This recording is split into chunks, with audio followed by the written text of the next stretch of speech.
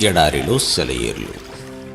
జనవరి 31వ తేదీ కొరకు వ్రాయబడిన ఈ భాగాన్ని మీకు చదివి వినిపిస్తున్నది సహోదరుడు పాల్ సుందరం. ఆయన సమాధానము కలిగజేయును. యోబు గ్రంథము 34వ అధ్యాయము 29వ వచనం. తుఫాను ఊపేసే వేళ సమాధానం. ఆయనతో మనం సముద్రాన్ని దాటుతున్నాము. సముద్రం మధ్య తీరానికి దూరంగా చీకటి. ఆకాశం క్రింద హఠాత్తుగా పెద్ద తుఫాను రేగింది.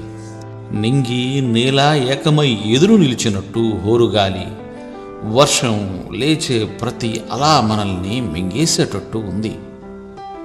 అప్పుడు ఆయన నిద్రలేస్తాడు.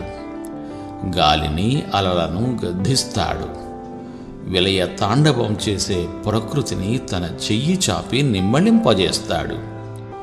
గాలి వేసే వికృతమైన ఈలలకు పైగా పడిలేచే పెను కెరటాల హోరు కంటే బిగ్గరగా ఆయన స్వరం వినిపిస్తుంది. ప్రశాంతంగా ఉండండి అని.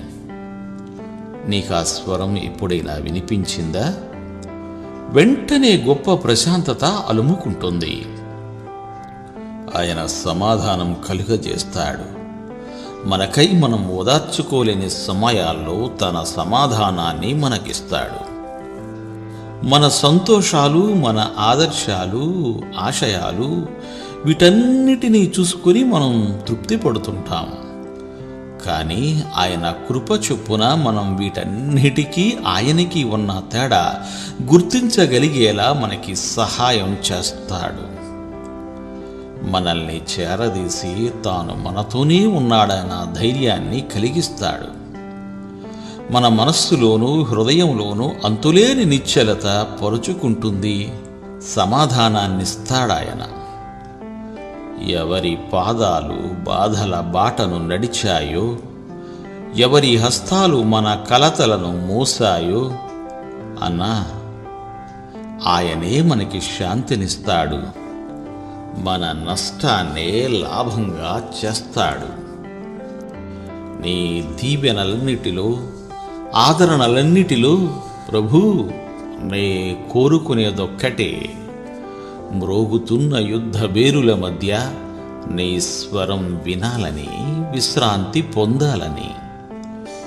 పిల్లగాలులు వీచే విశ్వాసపు శుభదినాన్న భయాలు నా ప్రశాంతతను భంగపరచవు. చీకటి మూసిన దారుల్లో చేతిలో చేతితో నీ వెంట సాగితే శోకాలు నన్నంటవు. చీకట్లు సమసే ఉదయం వస్తుంది, ఇది తెలిసి ఆశతో ఎదురు చూస్తాను. అశాంతిగా మార్చగలవారెవరు నువ్విచ్చిన నిత్యశాంతిని? దేవుడు మిమ్ము దీవించుగాక. ఆమెన్. ఆమెన్.